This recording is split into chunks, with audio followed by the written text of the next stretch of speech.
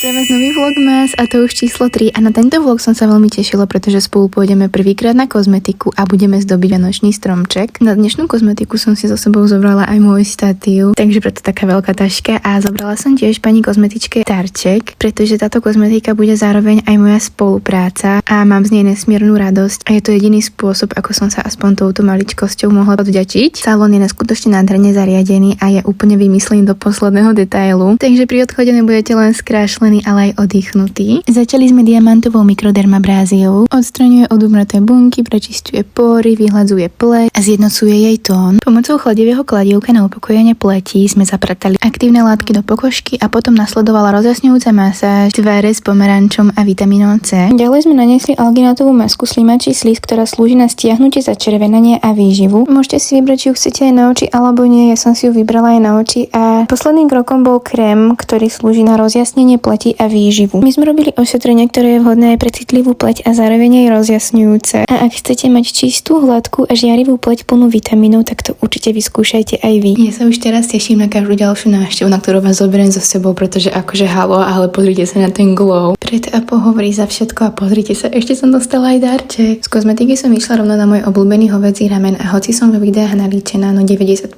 času chodím von nalíčená a cítim sa tak najlepšie. Po ceste domov som obdivovala tento rozprávkovo vyzdobený domček a presne takto si predstavujem jedného dňa aj ten náš. Keďže sme už boli na vianočných nákupoch, tak som sa vám chcela pochváliť touto prenádhernou sadou, ktorú mám z H&M Home a tento hrnček som mala na výžliste už extrémne dlho. No a na tanier som si dala rovno už pár medovníčkov, pretože nás čakalo zdobenie stromčeku. Nádoba na medovníčke je zo Sinsay z minulého roku a brala som ju poslednú, tak mrknite, či ju nemajú aj tento rok, pretože je úplne nádherná. Toto je prosím pekne môj typický palík, kto vie, tak vie. No a tu sa už ukrývajú všetky naše vianočné ozdoby, tak poďme na to. Ozdoby sú novo kupované z minulého roku a jediné, čo som dokupovala z tému, sú tento rok mašle na stromček, ale budúci rok budeme ešte musieť pár dokúpiť, pretože si prajeme stromček až po strop. No a taká naša tradícia je, že jeden bez druhého ten stromček neozdobíme, pretože ja som už od malička zvyknutá, že vždy, keď sa u nás doma staval stromček, tak sme museli byť všetci doma a bola to taká naša tradícia. A zároveň čas, na ktorý sme sa v tom danom roku tešili najviac. No a to tu už je pred a po. Myslím, že sa nám stromček vydaril. No čo sa nám žiaľ nepodarilo, bol tanček, ktorý sme sa pokúšali natočiť na TikTok, ale nevadí, hej, my sme sa aspoň zabavili a pobavili. A myslím, že ak chcete mať zdravý a dlhodobý vzťah, tak toto je presne jeden z kľúčov. Tuto už máme ďalší deň a ja som sa pokúšala zavesiť ponožky na krb opäť, pretože mi všetky popadali, takže som si našla nejakú variantu, aby to tam držalo pevnejšie a vyzerá to podľa mňa úplne kúzelne. Inak aj vaši psi takto bretia chvostíkom zo spánku, pretože ja sa na tým vždy rozplývam. V budúcom vlogmasi sa môžete tešiť na vianočné nakupovanie, trhy, organizáciu a balenie darčekov. Bye bye.